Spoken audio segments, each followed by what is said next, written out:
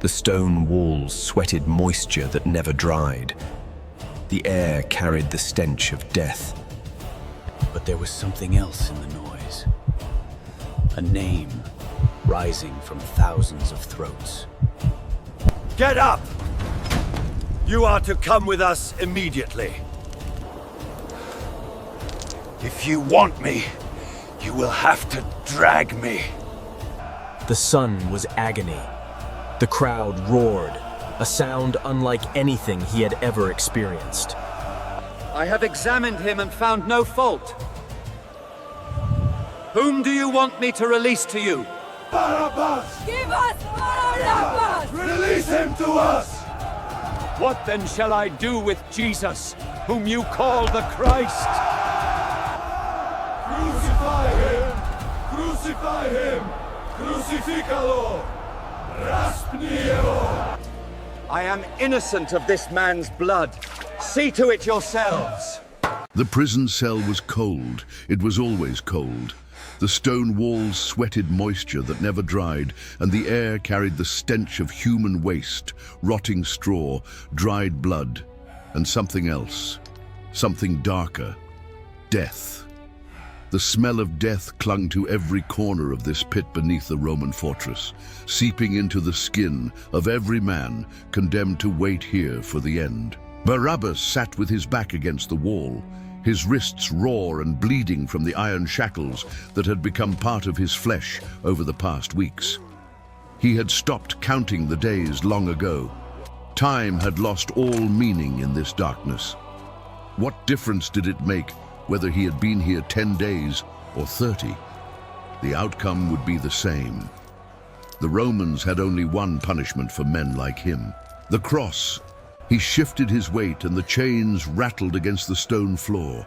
The sound echoed in the emptiness, a cold reminder of his captivity. Somewhere in the darkness beyond his cell, he could hear the dripping of water from the ceiling. Somewhere else, a man was weeping, his sobs muffled but unmistakable. In another corner of this underground hell, someone was praying in Hebrew, the ancient words rising and falling in a desperate rhythm. Barabbas did neither. He did not weep. He did not pray. He had stopped weeping years ago when he first drove a blade into Roman flesh and felt the hot blood spill over his hands. And he had stopped praying even before that, when he realized that God, if he existed at all, had abandoned Israel to its oppressors.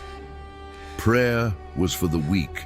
Prayer was for those who still believed that deliverance would come from heaven. Barabbas believed only in steel. His name meant son of the Father, Bar-Abba. The irony was not lost on him, even now. He had never known his father. His mother had spoken of him only in fragments, pieces of a story she seemed unable or unwilling to complete. Some said his father was a rabbi, a teacher of the law, who had died before Barabbas could form his first memories. Others whispered that he was a zealot, a freedom fighter who had taken up arms against Rome and paid for it with his life.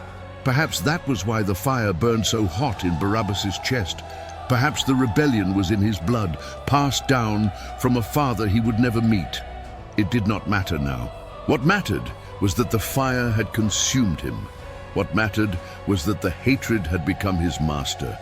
What mattered was that he had chosen violence as his path, and that path had led him here, to this cold cell, to these iron chains, to the cross that awaited him outside these walls. The insurrection had failed. He could still see it when he closed his eyes, the torches in the night, the glint of Roman swords, the screams of his men as they fell one by one. They had planned it for months, gathering weapons, recruiting fighters, studying the patrol routes of the Roman garrison. They were going to strike a blow for freedom. They were going to show Rome that Israel would not bow forever. And for one glorious moment, it had seemed possible. They had ambushed a patrol in a narrow street. They had killed soldiers. Barabbas himself had driven his blade through the throat of a centurion, a cruel man who had been known throughout Jerusalem for his brutality toward the Jewish people. The blood had sprayed across his face, hot and metallic, and he had felt something like joy. But the joy had lasted only seconds. The reinforcements had come too quickly. The narrow street that was supposed to be their advantage became their tomb. His men died around him, cut down by Roman steel, and Barabbas had fought until his arms could no longer lift his sword. They had taken him alive. That was the worst part. They had beaten him until he could not stand, chained him like an animal, and dragged him through the streets of Jerusalem for all to see.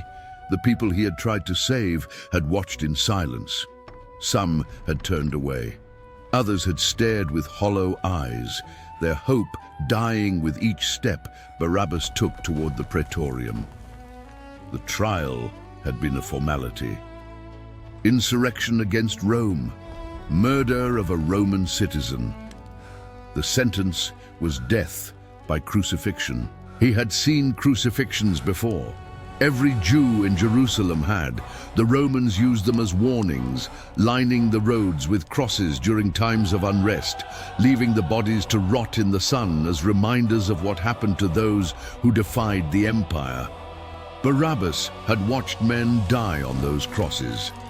He had seen them struggle for breath, pushing up on their shattered feet to fill their lungs, only to collapse again from the agony. He had heard their screams fade to whimpers, their whimpers fade to silence. He had watched the birds come, even before death, pecking at eyes and exposed flesh while the victims still lived. He had seen mothers weeping at the foot of crosses, forbidden to touch their sons, forced to watch them die inch by inch over the course of days. And he had always looked away, always told himself that would never be him. Now it would be him. Now he would be the one hanging. Now he would be the one screaming.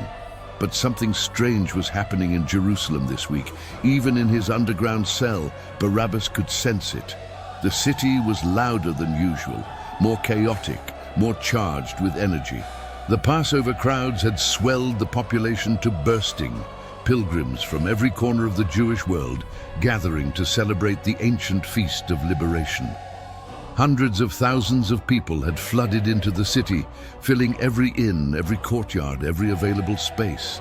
The irony cut deep into Barabbas's soul. They celebrated freedom from Egypt while living under the boot of Rome. They sacrificed lambs while their brothers hung on Roman crosses. They sang songs of deliverance while men like Barabbas waited to die in Roman dungeons. But there was something else in the noise that reached his cell. A name that kept surfacing in the shouts and murmurs that filtered through the stone walls. Jesus, Jesus of Nazareth. Barabbas had heard of this man. Everyone in Israel had. The teacher from the Galilee region who performed miracles that defied explanation. The rabbi who spoke with an authority that made the Pharisees and Sadducees tremble with rage. The healer who gave sight to the blind, made the lame walk, and even raised the dead. Some said he was a prophet, the greatest since Elijah. Some said he was mad, possessed by demons, dangerous. And some, in whispered conversations in dark corners, said he was the Messiah, the promised one, the king who would restore the kingdom to Israel. Barabbas had dismissed such talk. He had seen false messiahs come and go. They rose up with promises of deliverance and were crushed under the heel of Rome. They spoke of God's kingdom, while Rome's kingdom ground them to dust. If God was going to save Israel, he would need an army, not a wandering preacher who talked about loving enemies and turning the other cheek. Barabbas had no patience for such weakness. Love your enemies. The words made him want to spit. He had seen what Roman enemies did to Jewish children. He had seen what they did to Jewish women. The only language Rome understood was blood, and Barabbas had spoken that language fluently. But now the noise outside was changing. It was growing darker, more urgent, more violent. Something was happening up there in the city, something that had stirred the crowds to a fever pitch. Barabbas pressed his ear against the cold stone, straining to hear. The words were muffled, indistinct, but he could make out one phrase repeated again and again, rising from thousands of throats. Crucify him, crucify him. A cold shiver ran down his spine. Who were they talking about? Not him. The crowd would not gather for a common rebel. It had to be someone else, someone more important, someone whose death would matter. The footsteps came suddenly. Heavy boots on stone, the unmistakable rhythm of Roman soldiers. Barabbas tensed, his muscles coiling despite his weakness. This was it. They were coming for him. The cross was waiting. He had decided days ago that he would not go quietly.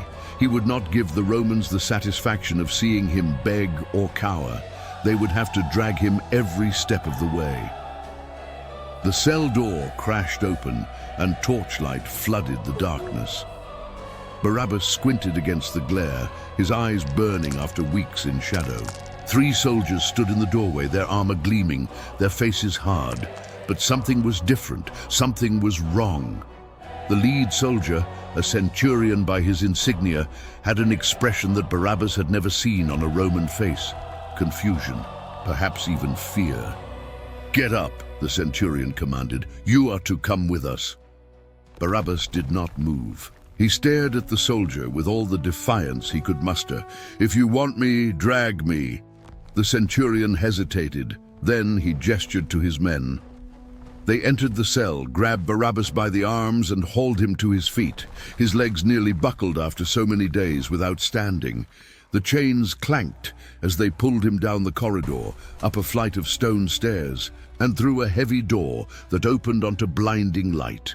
The sun was agony. After weeks in absolute darkness, it felt like hot needles piercing his eyes. Barabbas squeezed them shut, tears streaming down his face, unable to see where they were taking him. But he could hear the roar of the crowd, a sound unlike anything he had ever experienced. Thousands of voices screaming, chanting, demanding something with a ferocity that made the air itself vibrate. Slowly, painfully, his eyes adjusted. He was in the courtyard of the Praetorium, the Roman governor's residence in Jerusalem. The space was packed with people, pressing against the barriers, their faces twisted with emotion. But they were not looking at him. They were looking at another prisoner. Barabbas forced his eyes to focus on the figure standing near the platform. What he saw made his stomach turn. The man was barely recognizable as human. His back was a ruin of torn flesh, the marks of a Roman scourging that had flayed the skin from his bones. His face was swollen and bloody, one eye nearly shut, his lips cracked and bleeding. A crown of thorns had been pressed onto his head, the long spikes piercing his scalp, and rivers of dried blood ran down his face like dark tears. He wore a purple robe, the color of royalty, draped over his shoulders in mockery. He should have been collapsed on the ground, writhing in agony. Instead, he stood with a strange stillness, a terrible dignity that seemed impossible given his wounds. And then the man turned his head. His eyes, the only part of him that remained untouched by the brutality, found Barabbas. And in that moment, something happened that the murderer could not explain. He felt exposed, naked, seen, as if this broken, bleeding man could peer into the darkest corners of his soul and find every hidden thing, every murder he had committed, every rage he had nursed, every moment of cruelty he had inflicted, every secret shame he had buried, every prayer he had whispered as a child before the bitterness set in and the hatred took root. Barabbas wanted to look away. He could not. Those eyes held him like chains stronger than iron. A voice rang out across the courtyard, breaking the spell. Pontius Pilate, the Roman governor of Judea, stood on a raised platform above the crowd. He was a thin man with a sharp face and cold eyes, dressed in the robes of his office, and his voice carried the practiced authority of a man who had ordered countless deaths without losing a moment of sleep. Beside him stood the Jewish religious leaders, the chief priests and elders who had dragged this beaten man before Roman justice. Their faces were triumphant. They had finally gotten what they wanted. "It is your custom," Pilate announced, his voice cutting through the noise. that I release to you one prisoner at the Passover. I have two men before you. One is Barabbas, a murderer and insurrectionist who led a revolt against Rome and killed a centurion with his own hands. The other is Jesus of Nazareth, who some of you call the Christ. I have examined him and found no fault in him. He has done nothing worthy of death. Whom do you want me to release to you?" The crowd exploded. Barabbas watched in stunned disbelief as the religious leaders moved through the masses, whispering, pointing, gesturing with urgency. He could see the manipulation happening in real time. The chief priests were working the crowd like farmers working a field, planting seeds of hatred and watching them sprout. Fragments of their words reached his ears. Blasphemer, false prophet, enemy of the temple. He claims to be God. He must die. One by one, the people who had been uncertain began to take up the chant. One by one, the tide turned. And when Pilate called for their answer, the response was a single, overwhelming word. Barabbas. Give us Barabbas. Pilate's face flickered with something that might have been surprise, perhaps even dismay. He gestured toward the bleeding man who stood in silence below him. "What then shall I do with Jesus, whom you call the Christ?" The answer came like a wave crashing against the shore, drowning everything in its path. "Crucify him! Crucify him! Crucify him!" Barabbas felt the world tilt beneath his feet. This was impossible. He was the guilty one. He was the murderer. He was the one who had killed without mercy and led men to their deaths without remorse. He was the one who deserved the cross, who had made his peace with that fate in the darkness of his cell. And yet the crowd was screaming for his release and demanding the death of a man who, by all accounts, had never harmed a single soul. The religious leaders were nodding with satisfaction, their faces bright with unholy joy. Pilate was calling for a basin of water, washing his hands before the crowd in a gesture of absolution that absolved nothing. "I am innocent of this man's blood," the governor declared. "See to it yourselves." And the crowd answered with words that would echo through history. "His blood be on us and on our children." The soldiers removed Barabbas's chains. The iron fell from his wrists and clattered to the stone floor. He stood there, free, unable to move. He watched as they took Jesus away, as they placed the heavy crossbeam on his bleeding shoulders, as they led him toward the gate of the city. He watched as the procession moved through the streets of Jerusalem, toward a hill outside the walls that everyone knew by its terrible name, Golgotha, the place of the skull. And then something inside Barabbas began to burn. Not the old fire, the hatred that had driven him for so long. Something different, something he could not name. His feet began to move before his mind could stop them. He should have run. He should have disappeared into the Passover crowds and found his way to safety. His surviving men would be waiting for word of his fate. There were plans to rebuild, rebellions to restart. He had been given his life back. He should have used it, but his feet would not obey his will. They carried him instead toward the gate, through the crowds, up the winding road that led to the hill of death. The crowd that followed was enormous. Some wept openly, women beating their breasts in grief. Some mocked, throwing insults like stones. Some simply stared, drawn by the horrible magnetism of Roman justice, unable to look away from the spectacle of suffering. Barabbas pushed through them all, his eyes fixed on the figure struggling beneath the weight of the crossbeam. Several times Jesus fell. His body had been destroyed by the scourging, and the beam was too heavy for what remained of his strength. Each time he fell, the soldiers kicked him, cursed him, dragged him back to his feet. At one point, when it became clear that the prisoner could not continue, they grabbed a man from the crowd, a foreigner from Cyrene named Simon, and forced him to carry the beam the rest of the way. Jesus stumbled on, his breathing ragged, his blood leaving a trail on the dusty road. Barabbas reached the hill as the soldiers began their work. He had witnessed crucifixions before. He thought he understood what they were. He was wrong. Everything was different when you knew it should have been you. The sound of the hammer was different when you knew it should have been striking your flesh. The screams were different when you knew they should have been tearing from your throat. The sight of the nails, long iron spikes driven through wrists and feet, was different when you knew those holes should have been punched through your own body. He watched as they stretched Jesus out on the wooden beam. He watched as they positioned the nail over his wrist. He watched as the hammer fell.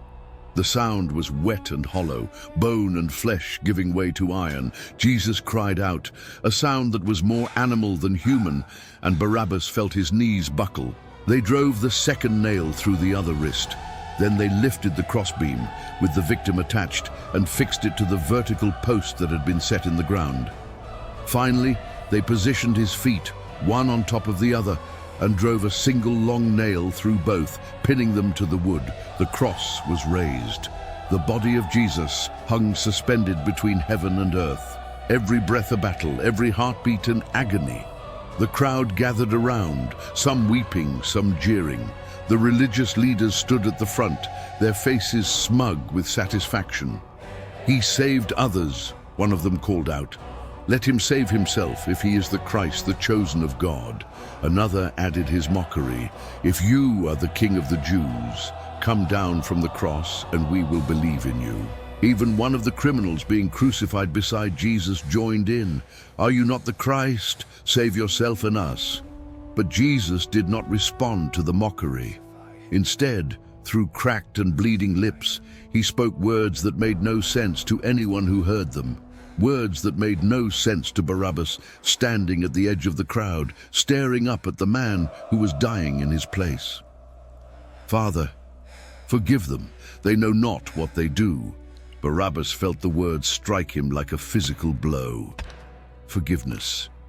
This man, nailed to a cross, bleeding out his life drop by drop, was asking his God to forgive the very people who had put him there. Not vengeance, not curses, not the bitter words of a dying man. Forgiveness. It was impossible. It was madness. It was the most beautiful and terrible thing Barabbas had ever heard. The hours crawled past, the sun climbed toward its peak, and the crowd began to thin as people drifted away. But Barabbas could not leave. He stood rooted to the spot, his eyes fixed on the cross, watching every labored breath, every spasm of pain, every drop of blood that fell to the rocky ground.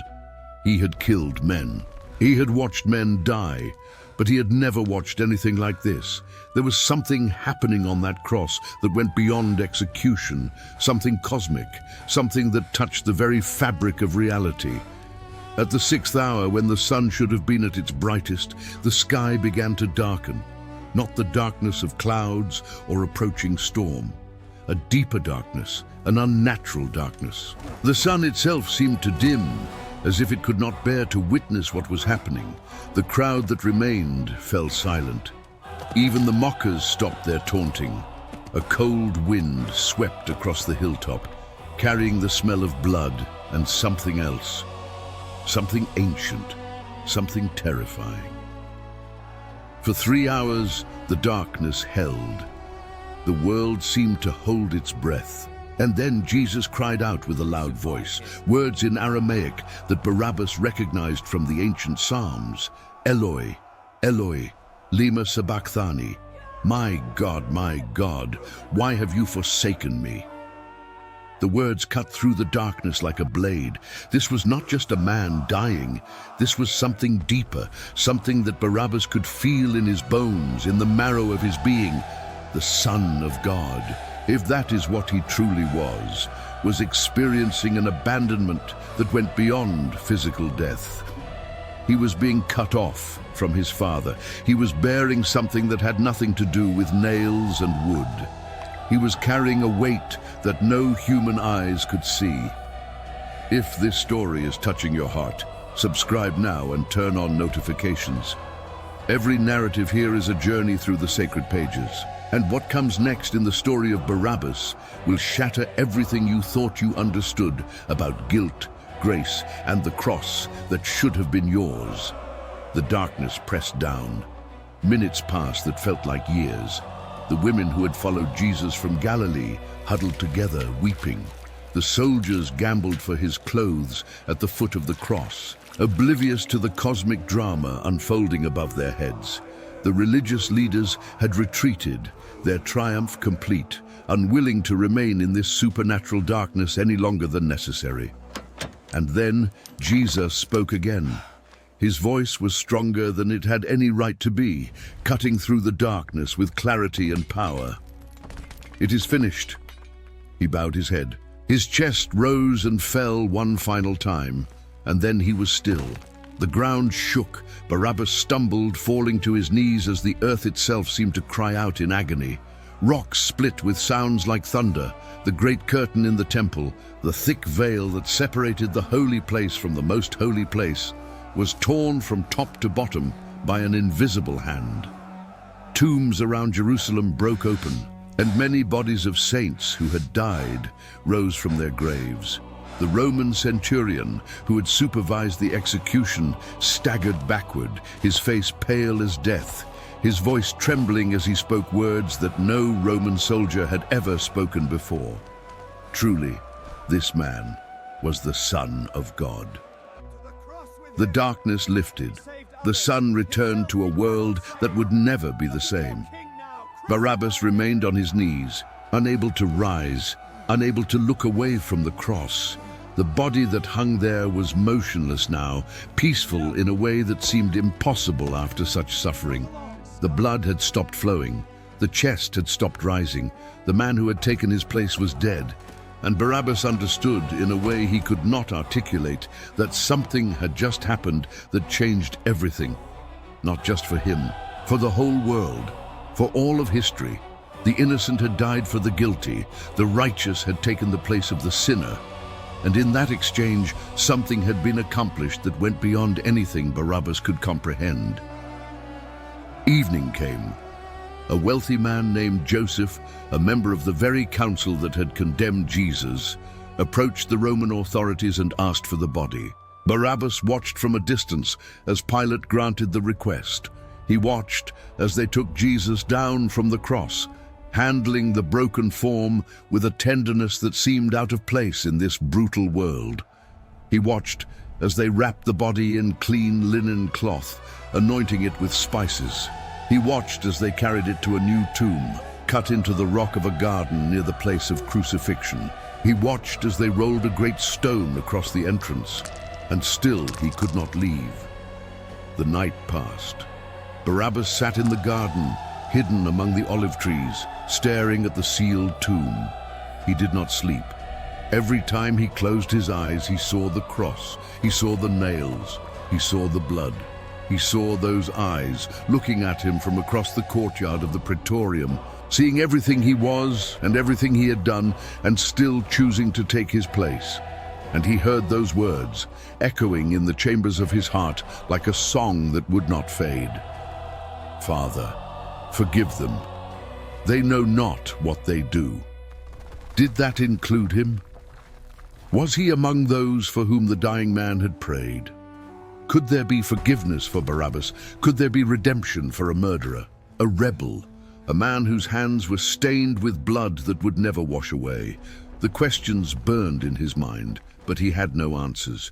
He had spent his entire adult life believing that the only way to change the world was through violence. And now, he had watched an innocent man change everything through surrender. The Sabbath came and went. The garden remained quiet. Roman soldiers had been posted at the tomb, their presence a silent testament to the fact that even in death, this Jesus was feared by the powerful. Pilate had ordered the guard at the request of the religious leaders, who remembered that Jesus had claimed he would rise again on the third day. They wanted to make sure no one could steal the body and claim a resurrection. Barabbas watched from the shadows, eating nothing, drinking little, waiting for something he could not name. And then came the dawn of the first day of the week. Barabbas was jarred from a fitful sleep by something that shook him to his core. It was not a sound he could describe, not thunder, not earthquake.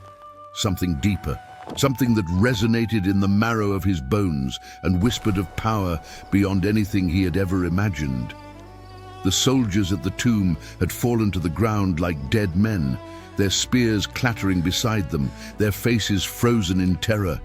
A light, brighter than the sun at noon, was emanating from the garden. And when Barabbas dared to look, shielding his eyes against the brilliance, he saw that the massive stone had been rolled away from the entrance of the tomb. The tomb was empty. He did not understand. He could not understand. Dead men did not rise. Bodies did not simply disappear. Stones weighing thousands of pounds did not move themselves. The laws of nature did not bend. And yet here was the evidence, undeniable and impossible, staring him in the face. The tomb that had held the body of Jesus of Nazareth was open and empty. In the days that followed, Barabbas heard the stories that spread through Jerusalem like fire through dry grass. Women who had come to anoint the body at dawn had found the stone rolled away and angels sitting inside.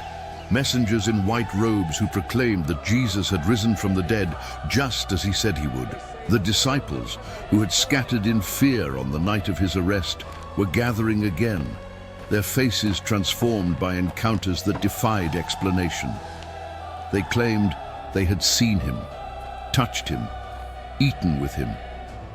The man who had died on the cross, the man who had taken Barabbas's place, was alive. Peter, the fisherman who had denied knowing Jesus 3 times on the night of his arrest, was now proclaiming his name openly in the temple courts, without fear of the authorities who had crucified his master. The message spread from house to house, from street to street, from Jerusalem to the surrounding towns. The tomb is empty. He is risen. Death has been defeated. For 40 days, the appearances continued. Jesus showed himself to his disciples, teaching them, explaining the scriptures, preparing them for what was to come. Barabbas watched from the edges of the movement, drawn irresistibly to the followers of the risen one, unable to commit fully, but unable to walk away. The old Barabbas, the rebel and murderer, was dying inside him. Something new was struggling to be born. And then came the day when Jesus gathered his followers on a mountain outside the city and gave them their final instructions. Go into all the world, he told them, make disciples of all nations, baptize them, teach them, and know that I am with you always, even to the end of the age. Then, as they watched, he was taken up into the sky, hidden by a cloud, gone from their sight. Angels appeared and promised that he would return one day in the same way he had left. The followers of Jesus did not despair at his departure. They returned to Jerusalem with great joy, waiting for the promise he had given them, the gift of the Holy Spirit that would empower them to be his witnesses to the ends of the earth. And Barabbas, standing in the shadows as he had for so many weeks, finally made his choice. He fell to his knees, not in the courtyard of the Praetorium, not on the hill called Golgotha, but in a quiet room in the lower city, surrounded by the followers of the one who had died in his place. Barabbas the murderer fell to his knees and wept. The walls he had built around his heart over a lifetime of violence and bitterness came crashing down. The hatred that had sustained him for so long drained away like poison from a wound, and in its place, something new began to grow, something that felt like hope, something that tasted like redemption, something that whispered a truth he had never dared to believe. He was forgiven, he was loved, he was free. Not free in the way Rome granted freedom, temporary and conditional, subject to the whims of governors and crowds.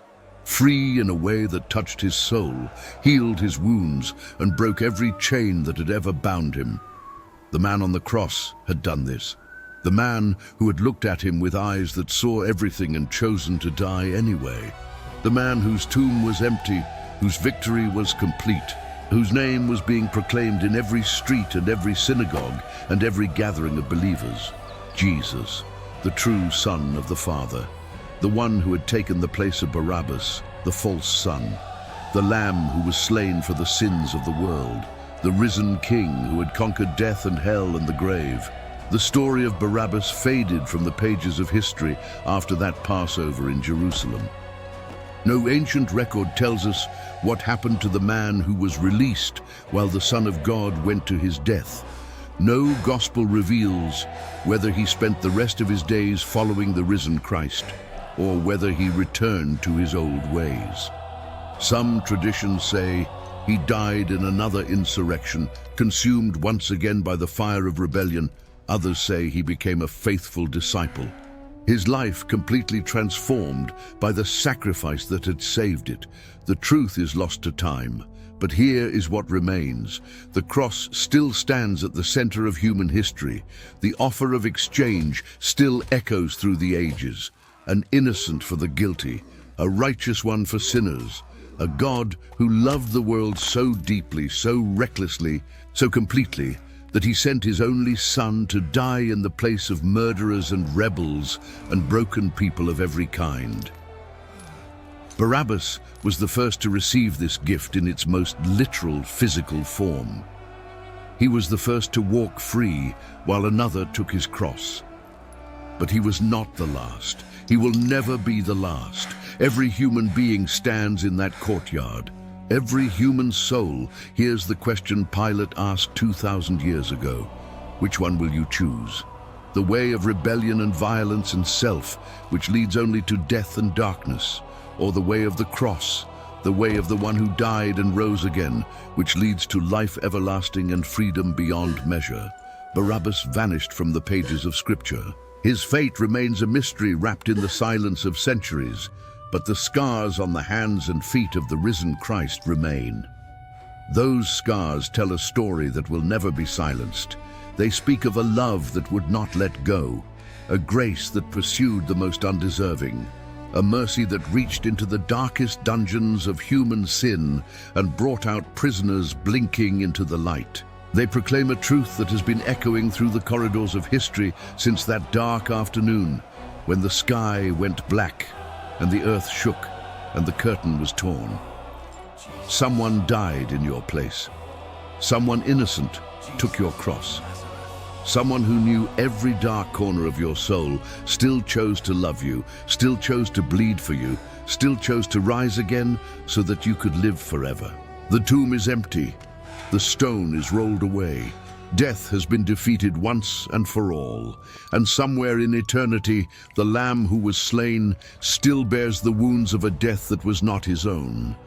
Those wounds will never fade. They are the eternal evidence of a love that went to the farthest depths to rescue those who could never rescue themselves.